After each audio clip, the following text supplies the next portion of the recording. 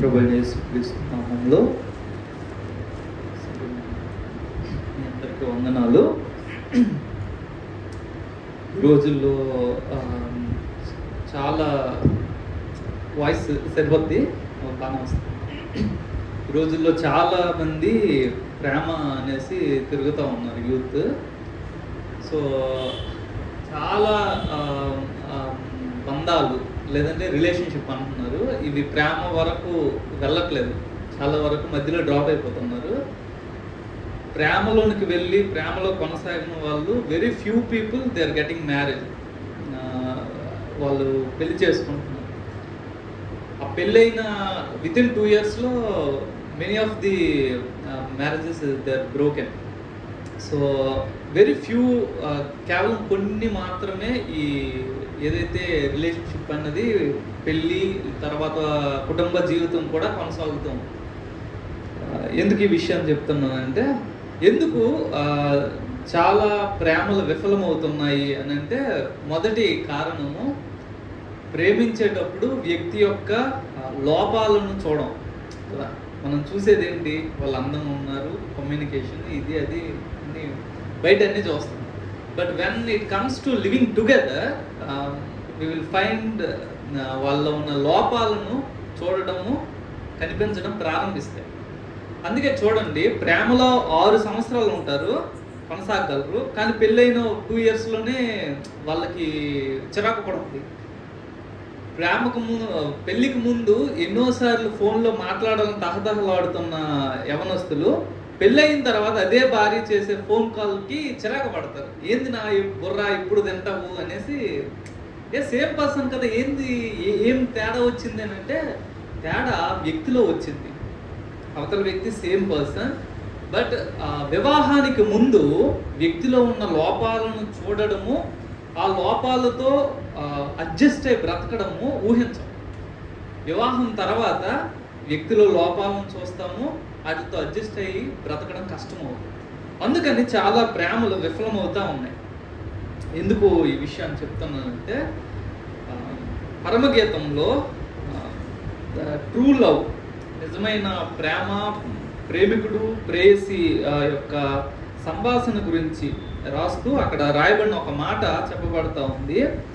2:14 పరమగీతము 2:14లో, బండ సందులలో ఎగురు నా పావురమా, పేటు పీటలను ఆశ్రయించు నా పావురమా, నీ స్వరము మధురము, నీ ముఖము మనోహరము, నీ ముఖము నాకు కనబడనిమ్ము, నీ స్వరము నాకు వినబడను. పరమగీతాన్ని ఇశ్రాయేలీలకి, యెహోవా దేవునికి అన్వయిస్తారు. తర్వాత క్రీస్తు సంఘానికి, క్రీస్తుకు అన్వయిస్తారు. నేను ఈ రాత్రికాల సమయంలో వ్యక్తిగత విశ్వాసికి, క్రీస్తుకి అన్వయించడానికి ప్రయత్నం చేస్తున్నాను. యేసు ప్రభువు అంటున్నారు ఒక స్టేట్మెంట్ ఏంటంటే, నీ స్వరము మధురము, నీ ముఖము మనోహరం.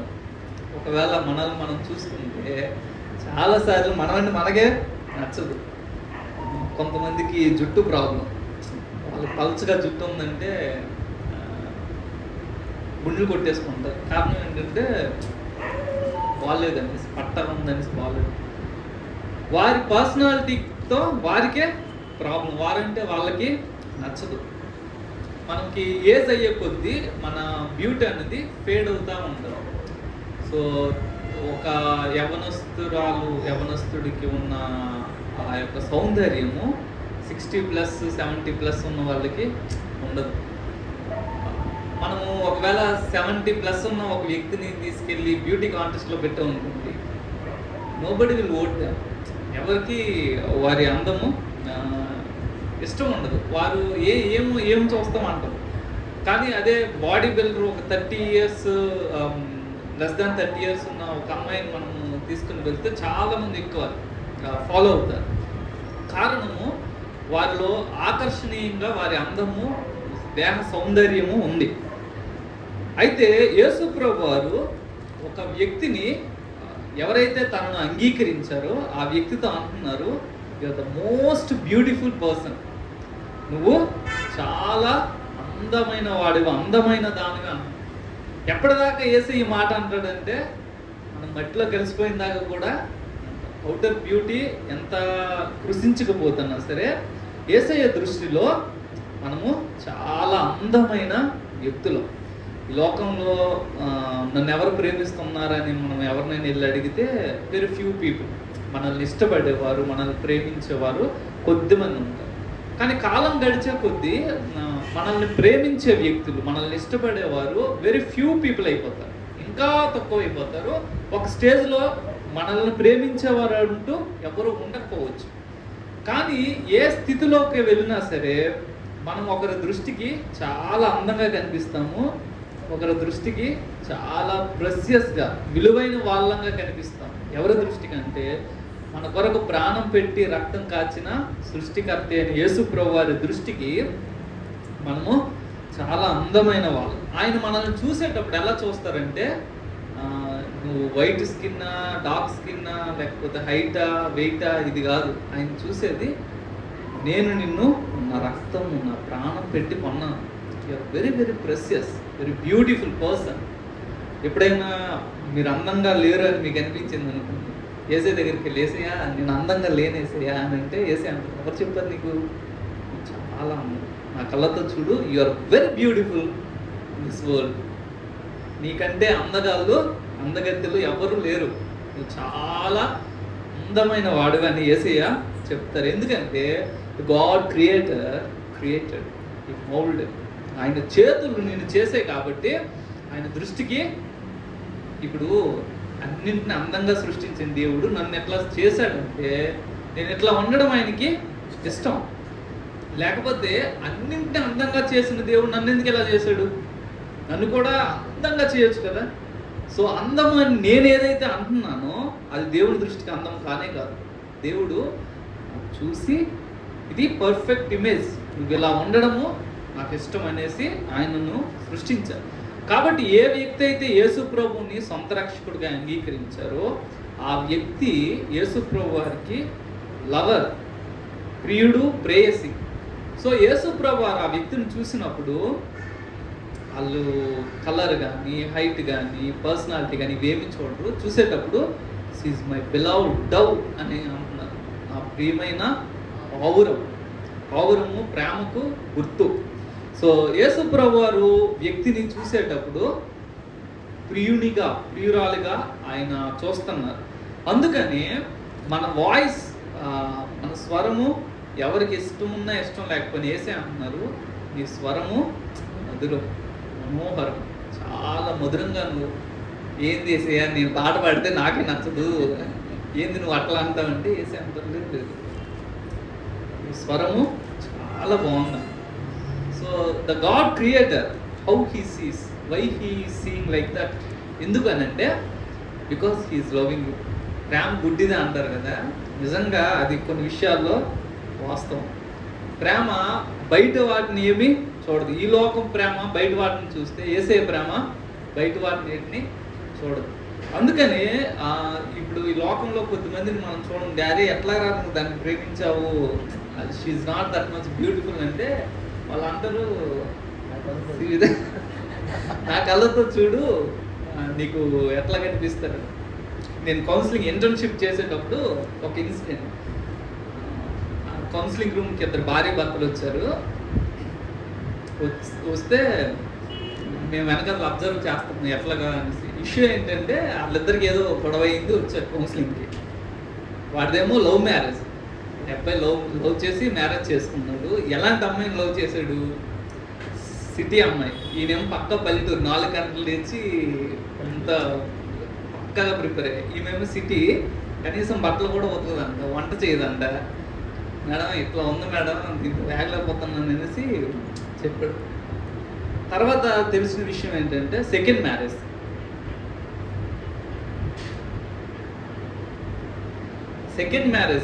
లవ్ చేసి మ్యారేజ్ చేసుకున్నాడు. ఆ కౌన్సిలర్ రెడ్డి గారు, అయ్యా సెకండ్ మ్యారేజ్ నువ్వు ఎట్లాగా ఇన్ని పెద్ద బ్యూటీ ఏమీ కాదు, సెకండ్ మ్యారేజ్ చేసుకున్నాడు ఆయన, ఫస్ట్ మ్యారేజ్ నువ్వు ఎట్లా చేసుకున్నావు అని అంటే, అప్పుడు అంతే మేడం.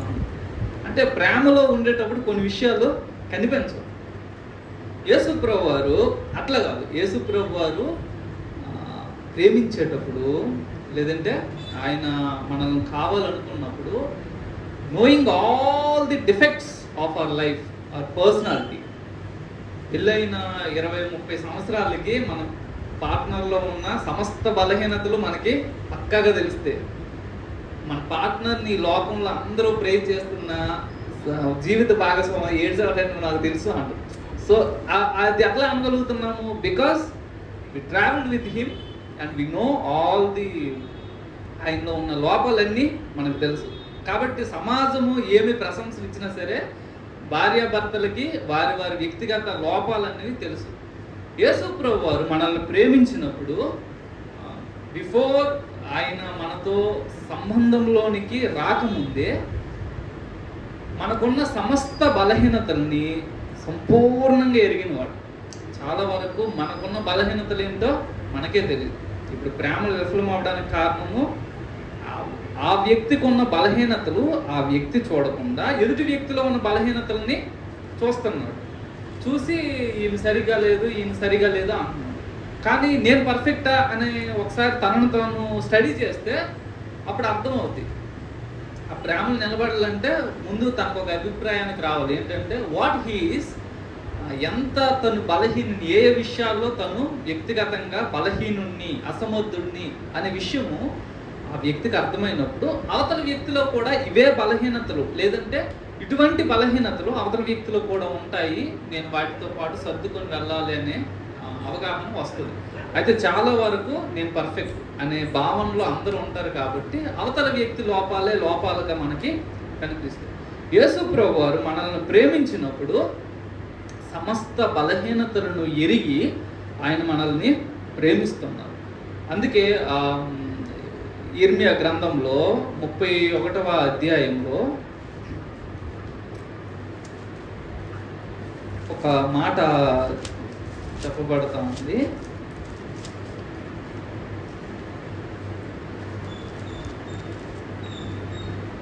మూడో వచనము, ఇర్మియా గ్రంథము 31:3.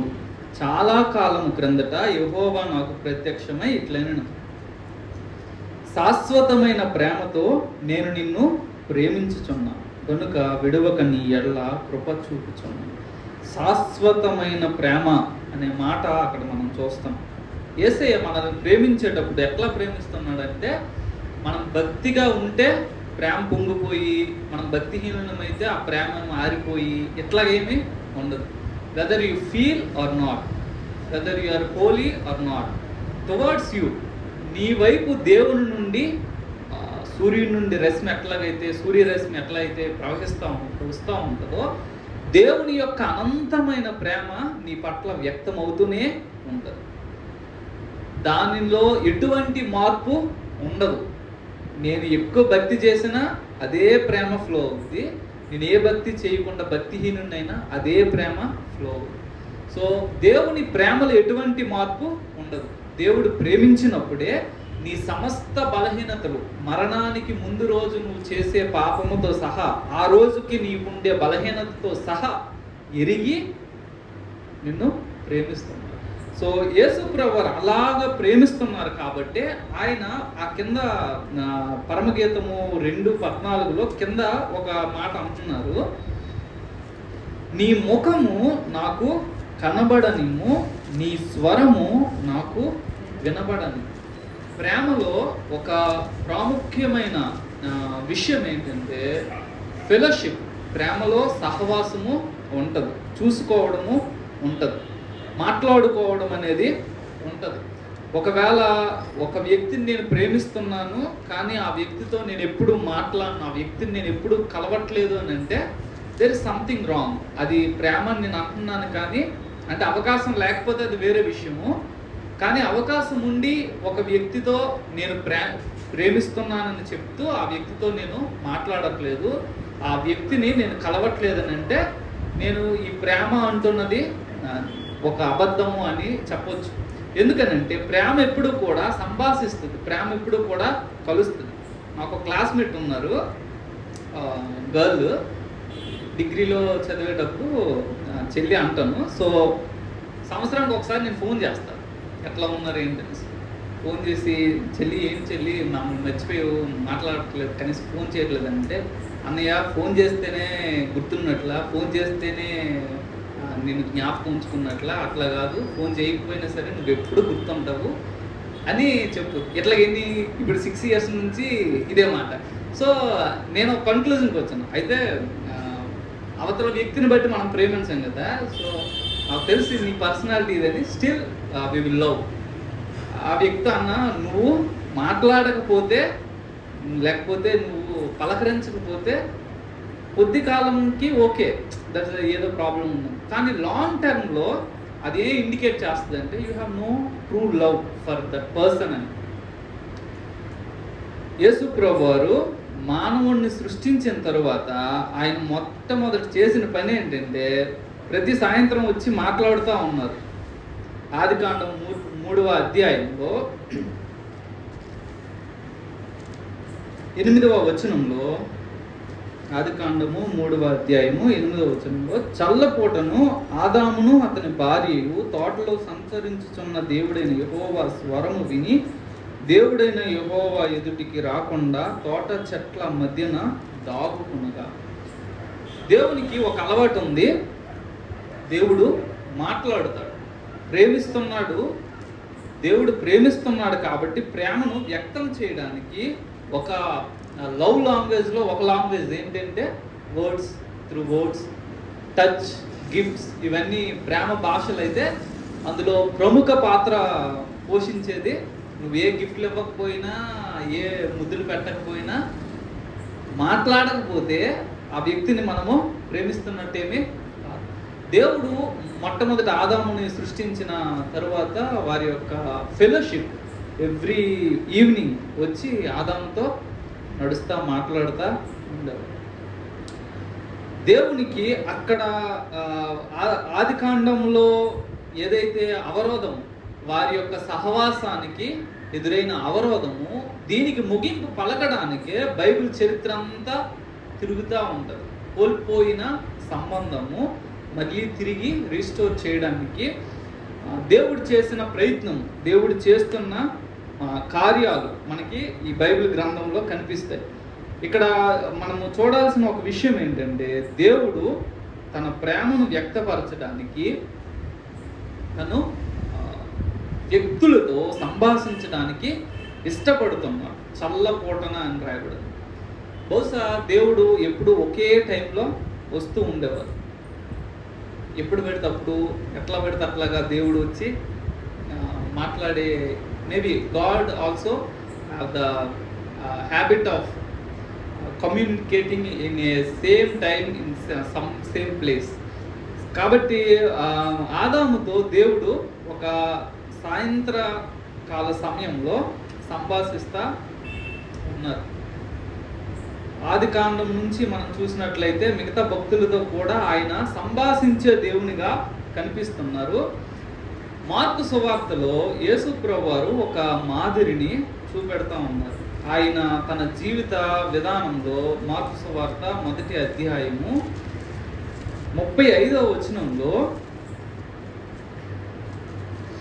ఆయన పెందల కడనే లేచి ఇంకనూ చాలా చీకటి ఉండగానే బయలుదేరి అరణ్య ప్రదేశమునకు వెళ్ళి అక్కడ ప్రార్థన చేయుచుండెను. యేసు ప్రభువారు తండ్రి అయిన దేవునితో సంభాషించడానికి ఉదయాన్నే లేస్తున్నారు, అరణ్య ప్రదేశానికి వెళ్తున్నారు. ఇస్కే ఫ్రాన్సిస్ గారు ఈ బుక్ రాశారు, ప్రార్థనయే జీవం, ప్రేయర్ ఈజ్ లైఫ్ అని. చాలా మంచి బుక్. ఆయన చెప్పిన ఒక మాట ఏంటంటే, if you have no prayer time, soon you will have no prayer life. నీకు ప్రార్థన కాలం లేకపోతే నువ్వు ప్రార్థనా జీవితాన్ని ఈజీగా పోగొట్టుకుంటావు. సో యేసు ప్రభువారు తను ఈ భూమి మీద శరీరధారిగా ఉన్న దినాలన్నింటిలో కూడా ఉదయాన్నే లేచి తండ్రి అయిన దేవుని దగ్గరికి వెళ్ళేవారు. ఆయనకంటూ ఒక ప్లేస్, అరణ్య ప్రదేశం. ఇక్కడ అరణ్య ప్రదేశం అని చూస్తున్నాము. లోకా సువార్తలో కూడా 5వ అధ్యాయంలో అక్కడ కూడా అరణ్య ప్రదేశానికి వెళ్ళారని రాయబడి ఉంది. 5:16లో ఆయన ప్రార్థన చేయుటకు అరణ్యములోనికి వెళ్ళుచుండెను. 6:12 ఆ దినముల యందు ఆయన ప్రార్థన చేయుటకు కొండకు వెళ్ళి దేవుని ప్రార్థించుట యందు రాత్రి గడిపాను. సో ప్రేయర్కి ఒక టైం అండ్ ప్రేయర్కి ఒక ప్లేస్. దేవునితో సంభాషించడానికి యేసుప్రభు వారికి ప్రార్థనా సమయం ఉంది, యేసుప్రభు వారికి ప్రార్థనా స్థలము ఉంది. ఆయన అప్పగింపబడే ఆ రాత్రి కూడా గెత్సెమనే అనే తోటకు వెళ్ళి అక్కడ ప్రార్థన చేశారు. ఎందుకు అక్కడికి వెళ్ళారు? ఇంకొకటికైనా వెళ్ళొచ్చు కదంటే that is the prayer place. So దేవునితో సంభాషించడానికి యేసు ప్రభు వారికి ఒక ప్రార్థన సమయము, స్థలము ఎట్లాగైతే ఉందో, దేవుడు మనతో సంభాషించడానికి మన నుంచి కూడా ఆయన ఒక ప్రేయర్ టైము, ఒక ప్రేయర్ ప్లేస్ కోరుకుంటున్నారు, ఎక్స్పెక్ట్ చేస్తున్నారు. ఎందుకంటే ప్రేమ వ్యక్తమయ్యేది కమ్యూనియన్, సహవాసంలోనే. కాబట్టి ఎప్పుడైతే మనము దేవునికి సమయం ఇవ్వడము ప్రారంభిస్తామో అప్పుడు దేవుడు మనతో సంభాషించడము, మనము దేవునితో సంభాషించడం అనేది కుదురుద్ది. ఎల్లప్పుడూ ప్రార్థన చేయండి అన్నది మనము ఎప్పుడూ కూడా మనసులో దేవునితో మాట్లాడుతూ ఉండొచ్చు. కానీ మన జీవితాల్లో దేవునితో మాట్లాడడానికి అది 5 మినిట్సా 10 మినిట్సా 1 అవర్ అన్నది వారి వారి వ్యక్తిగత జీవితాలకి వదిలేసి కనీసం కొంత సమయము దేవునితో ప్రత్యేకంగా అన్ని వదులుకొని, ఇప్పుడు చాలా బాధ్యతలు ఉన్నాయి, వీటన్నిటి మధ్య నేను గంట సమయం కేటాయించలేకపోవచ్చు, కానీ వాటన్నిటిలో ఏదో ఒక పనిని కొంచెం తగ్గించి ఒక 5 మినిట్స్ నేను దేవునికి కేటాయించవచ్చు.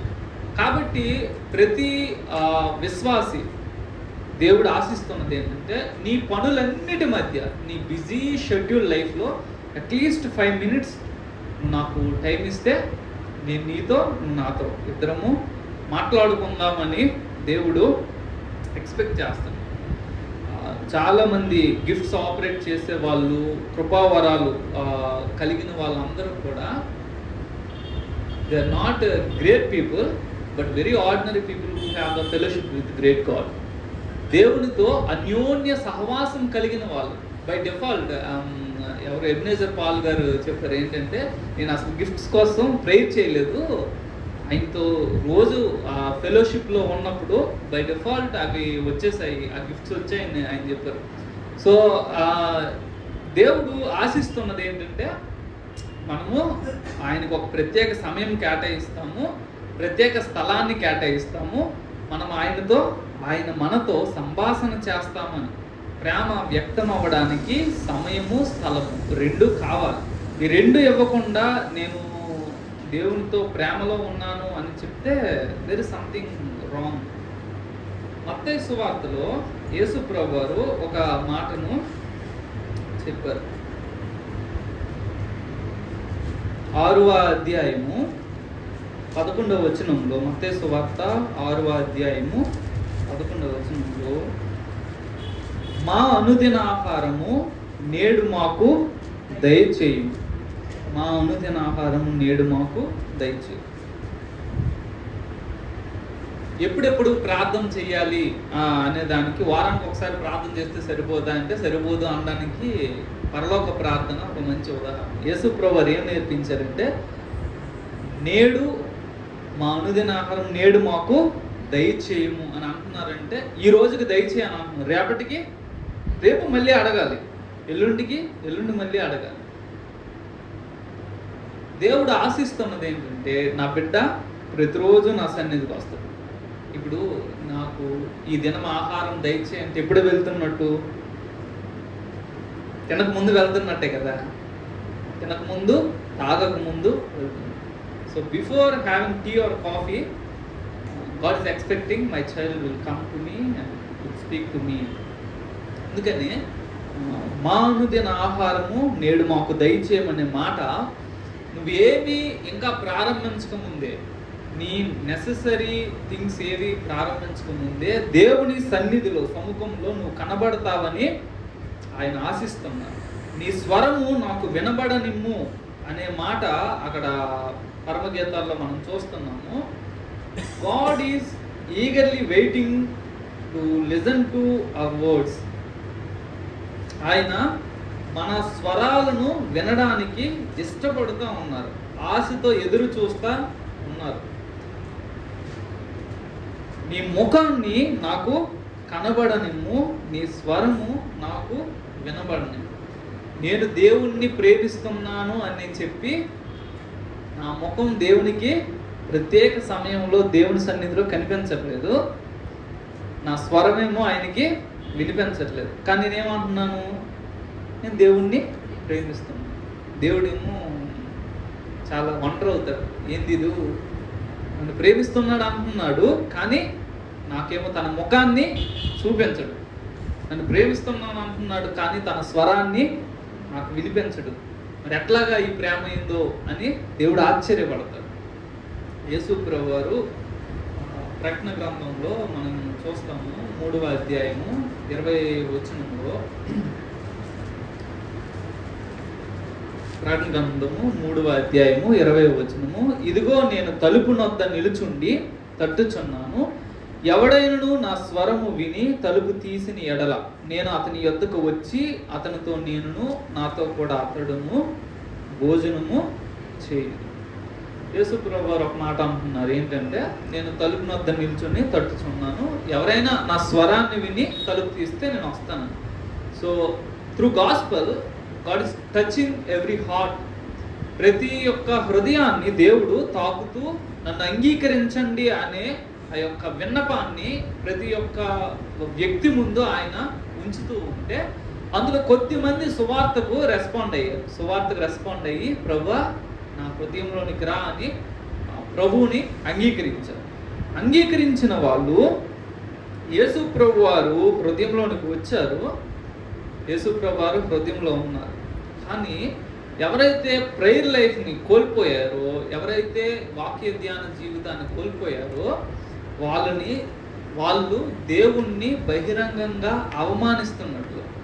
నేను చేయలేకపోతున్నాను అన్నది వేరే విషయం, కానీ అసలు పట్టించుకోకుండా ఎవరైతే బ్రతుకుతున్నారో, యేసు ప్రభుని అంగీకరించాను, ప్రభు నా హృదయంలో రా అన్నాను, ప్రభు ఏమో వచ్చారు. వచ్చిన తర్వాత నేనేమో ప్రేయర్ లైఫ్ని, బైబిల్ మెడిటేషన్ పక్కన పెట్టాను. అంటే అర్థం ఏంటంటే, ప్రభు నా హృదయంలోనికి రమ్మన్నాను, వచ్చావు, నీ మట్టుకు నువ్వు ఒక మూలను కూర్చో, నా పనులు నేను చేసుకుంటాను, నీ పని నువ్వు చేసుకో. ఒకవేళ ఇదే సీన్ మన పరలోకం వెళ్ళినాక రిపీట్ అయింది అనుకోండి, దేవుడు మనల్ని ఆహ్వానించాడు, మనమేమో పరలోకం వెళ్ళాం. పరలోకం ఎందుకు పరలోకం అయింది? Because there is God. అక్కడ దేవుడు ఉన్నాడు కాబట్టి అది పరలోకం. పరలోకం వెళ్ళిన తర్వాత, అరే నువ్వు భూమి మీద బతికినప్పుడు స్టీఫెన్ అస్సలు టైం లేదు కదా, మాకు కూడా టైం లేదురా, వచ్చాకనే ఆ మూలన ఎక్కడ ఏడు అన్నాడు అనుకుంటుంది. ఏం చేస్తాం, యుగాలు నథింగ్ టు డూ. కానీ God is such a gracious God. ఆయన మనతో అలా వ్యవహరించడు, కానీ టువర్డ్స్ గాడ్ మనము వ్యవహరిస్తున్న విధానం, మన జీవితాల్లో మనలో చాలా మందిని దేవునితో ఆ వ్యక్తిగత సంబంధం మీద పెద్దగా దృష్టి పెట్టం.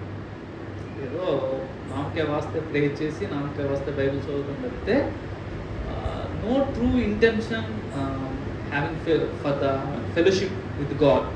దేవుడు ఆశిస్తున్నది ఏంటంటే, నువ్వు నన్ను నీ హృదయంలోనికి చేర్చుకున్నావు, నేను నీ ఇంట్లోకి వచ్చాను. సో నేను ఏం ఎక్స్పెక్ట్ చేస్తున్నానంటే, నువ్వు నాతో మాట్లాడుతావని, నువ్వు నాతో సంభాషిస్తావని, నువ్వు నాకు కనిపిస్తావని. ఒక గెస్ట్ని ఇంట్లోనికి ఆహ్వానించి మన పనుల్లో బిజీ అయిపోయాం అనుకోండి, కాసేపు చూస్తారు, ఏదో పనిలో ఉన్నారు, 1 hour చూస్తారు, మోర్ దాన్ దట్ ఏదో పనిలో ఉన్నారులే ఇంకోసారి వద్దామని వెళ్ళిపోతారు. దేవుడు అట్లా వెళ్ళిపోవట్లే. Whether we are praying or not, still మనం అంటాం కదా, సిగ్గు లేకుండా నిజంగా యేసయ్య మనతో వ్యవహరించేటప్పుడు పాపం అట్లాగా తయారయ్యారు. ఏంటంటే మనమేమో ప్రార్థన చేయము, మనమేమో ఆయనకి సమయాన్ని కేటాయించము, అలాగని మనల్ని విడిచిపెట్టి వెళ్ళిపోయేంత ప్రేమరాహిత్యం ఆయన దగ్గర లేదు. మనం అంటే చాలా ఇష్టము, వీడు మాట్లాడినా మాట్లాడకపోయినా, ప్రార్థన చేసినా ప్రార్థన చేయకపోయినా, వాక్యం చదివినా చదవకపోయినా నన్ను అంగీకరించాడు కదా, వీని హృదయంలో నేను ఉంటాను. వీళ్ళు పరలోకం వస్తారు. ప్రార్థన చేయనోళ్ళు, వాక్యం చదవనోళ్ళు కూడా యేసు నా దేవుడు అన్న వాళ్ళందరూ పరలోకం వస్తారు. కానీ వాళ్ళు ఎలాంటి వ్యక్తులుగా వస్తారంటే, భూమి మీద యేసయ్యని చాలా కాలము ఇన్సల్ట్ చేసిన వ్యక్తులుగా వస్తారు. యేసయ్య మనల్ని ప్రేయసిగా చూస్తున్నారు. కాబట్టి ఒక ప్రేమలో ఈ యొక్క సంభాషణ లేకపోతే ఆ ప్రేమ ఎక్కువ కాలము నిలబడదు. దేవుడు మనల్ని శాశ్వతమైన ప్రేమతో ప్రేమిస్తున్నప్పుడు మన నుంచి కొద్ది సమయం, మన దినంలో కొద్ది సమయము తనకు ప్రత్యేకంగా కేటాయించి తనతో మనం మాట్లాడుతామని ఆయన ఆశిస్తున్నారు. ఎందుకు మనము ఎవ్రీ వీక్ వాక్యాలు వింటూ ఉంటాము, ఎందుకు మనము చాలా భక్తుల యొక్క సాక్ష్యాలు వింటూ ఉంటాం, వీటన్నిటి ద్వారా దేవుడు ఏం చెప్పాలనుకుంటున్నారంటే, కమ్ టు మీ, నా దగ్గరికి రండి, నేను నీతో సంభాషించాలని ఆశపడుతున్నాను, నేను నా హృదయాన్ని నీ ఎదుట కుమ్మరించాలని ఆశపడుతున్నాను. అయితే చాలామంది జీవితాల్లో దేవుడు నిరాశ పొందుతూ ఉన్నాడు. కారణం ఏంటంటే, మనము చాలా బిజీ అయిపోయాము, we have so many things to do. అందుకని యేసయ్యతో డెలిబరేట్గా చెప్తాను ఏంటంటే, Jesus no time for you, వచ్చారు కదా దయచేసి కూర్చోండి, రేపు నేను లేస్తాను, రేపు ప్రార్థన చేస్తాను అంటాము. నేను 2020 లాక్డౌన్లో దేవుడు భలే మంచి టైం ఇచ్చాను. హైదరాబాద్ కోచింగ్ అని వెళ్ళాను, లాక్డౌన్ వచ్చి కోచింగ్ ఆగిపోయింది. సో చేసేది ఏం లేదు కదా, ఉదయాన్నే 6 గంటలకి లేవడం, 6 నుంచి 8 దాకా ప్రేయర్ అండ్ బైబిల్, మళ్ళీ ఈవినింగ్ 6 to 8, ఇట్లా ఒక 1 month 2 months చేసాను. అసలు పరలోకం ఎట్లా ఉంటుందో చూడలేదు, కానీ ఆల్మోస్ట్ పరలోకం వెళ్ళినంత హ్యాపీనెస్ అనేది వచ్చింది. అయితే ఎండ్ ఆఫ్ ది లాక్డౌన్లో ఒక కళ వచ్చింది. ఏంటంటే, ఆకాశం నిచ్చెన ఉంది, సగం దూరం ఎక్కిన, అక్కడి నుంచి మెట్లు లేవు, మెట్లు లేకపోతే మళ్ళీ దిగిపోయింది. అప్పటి నుంచి ఇప్పటిదాకా మళ్ళీ ఆ ప్రేయర్ లైఫ్ కోసం ట్రై చేస్తున్నాను, కానీ వర్కౌట్ కావట్లేదు, అంటే సాధ్యపడట్లేదు. ఎందుకు అంటే, ఒక విషయం చెప్పగలం ఏంటంటే, మిగతా విషయాల్లో కన్సిస్టెన్సీ, ఏదైతే గ్యాప్ లేకుండా ఉండడము, మిగతా విషయాలు సాధనతో సాధ్యమైతే, అంటే అది మనమే మోటివేషన్ తెచ్చుకొని చేయాలి. కానీ భక్తి విషయంలో మోటివేషన్ కాదు, భక్తి విషయంలో ఏంటిది ప్రేమ కావాలి. ఇప్పుడు ఆ వ్యక్తి మీద ఎక్కువ ప్రేమ ఉందనుకోండి, ఎక్కువ ప్రేమ ఉంది, ఏమవుద్ది, మనము వెళ్తాము, మాట్లాడుతాము, సంభాషిస్తాము. ప్రేమ లేకపోయిందనుకో పెద్దగా ఏమీ పట్టించుకోము. సో నేను లేవలేకపోతున్నాను, ప్రేయర్ చేయలేకపోతున్నాను, వాక్యం చదవలేకపోతున్నానని మనలో చాలామందిని బాధపడతాము. కానీ రూట్ ఆఫ్ ది కాజ్ ఏంటి, కారణం ఏంటంటే, యేసయ్య మీద నీకు అప్పుడున్న ప్రేమ మెల్లిగా చల్లారిపోయి ఇప్పుడు ఒక స్టేజ్కి ఎట్లా వచ్చామంటే, నాట్ అవుట్ ఆఫ్ లవ్, ప్రేమలో నుంచి కాదు, నేను ఒక దైవజనుడిని నేను చెప్పుకొని ప్రార్థన చేయకపోతే అదేం జీవితం అని మనకే మనసాక్షికి ఇచ్చి ప్రే చేయాలి కాబట్టి ప్రే చేస్తాం, వాక్యం చదవాలి కాబట్టి వాక్యం చదువుతాం. ఈ స్టేజ్కి భక్తి జీవితం అనేది వచ్చేస్తాం. కాబట్టి ఏం చేయాలి అని అంటే, దేవుడు ఏ విధంగా మనతో తన ప్రేమనంతా కుమ్మరించి సంభాషించాలని ఆశపడుతున్నారో, మన స్వరాన్ని వినడానికి ఆయన ఆశపడుతున్నారో, దానికి అనుగుణంగా మనం ఆయన్ని ప్రేమించి ఆ ప్రేమను వ్యక్తం చేయడానికి ఉదయాన్నే లేచి కొంత సమయం ఆయనతో గడపడానికి ప్రయత్నం చేయాలి.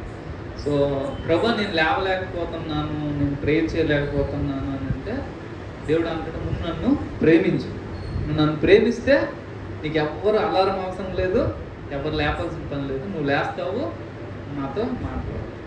కాబట్టి దేవుడిని ప్రేమించడానికి దేవుని సహాయాన్ని అడుగుదాము, దేవునితో సంభాషణ చేయడానికి దేవుని సహాయాన్ని అడుగుదాము. ఒక నిమిషం ప్రార్థన చేద్దాం. జీవము కలిగిన పరిశుద్ధ తండ్రి, మీకు స్తోత్రాలు చెల్లిస్తున్నాము. ప్రభా, మమ్మల్ని మీ కుమారులుగా కుమార్తెలుగా అంగీకరించి నాయనా దేవా ఇన్ని సంవత్సరాలు ఈ భూమి మీద ఉంచారు. దేవా మేము మీతో మాట్లాడకపోయినా ప్రభా, మేము మిమ్మల్ని చాలాసార్లు నిర్లక్ష్యం చేసినా మీరు మమ్మల్ని నిర్లక్ష్యం చేయలేదు. మీరు మాకు ఇచ్చే వాటి విషయంలోనూ, మీరు మా పైన చూపే ప్రేమ కనికరము కృప విషయంలోనూ ఎటువంటి లోపము భేదము లేకుండా మీరు నిరంతరం ఏకరీతిగా మా ఎడల చూపుతున్న వాటన్నిటి కొరకు మీకు వందనాలు చెల్లిస్తున్నాం తండ్రి. మాకు సహాయం దయచేయండి. మీరు ఎంత eagerly your waiting for our words of దేవా, మరి మీరు వెయిట్ చేస్తున్నారు మా మాట కొరకు. తండ్రి మాకు సహాయం దయచేయండి. మిమ్మల్ని ప్రేమించి ఆ ప్రేమను వ్యక్తం చేయడానికి దేవా మేము ఉదయాన్నే లేచి దేవా నీ సన్నిధిలో కొద్ది నిమిషాలైనా గడపడానికి, నైనా నీ వాక్యంతో సహవాసం చేయడానికి మాకు సహాయం దయచేయండి. మీ పట్ల మా హృదయాల్లో దేవా ఒక ఫ్రెష్ ప్రేమ జ్వాలను మీరు మా హృదయాల్లో పుట్టించమని ప్రార్థన చేస్తున్నాం. మీరు కృప చూపించండి. మా నిర్జీవ సోమరి జీవితాలను మీరు క్షమించి దేవా మీ రక్తము చేత పవిత్రపరిచి దేవా మీరు మా హృదయాలను మీ ప్రేమ జ్వాలతో నింపి దేవా నీ కొరకు మండించమని వేడుకుంటున్నాం. నీ కృపకు అప్పగించుకుంటూ యేసు నామమున ప్రార్థన చేస్తున్నాం తండ్రి.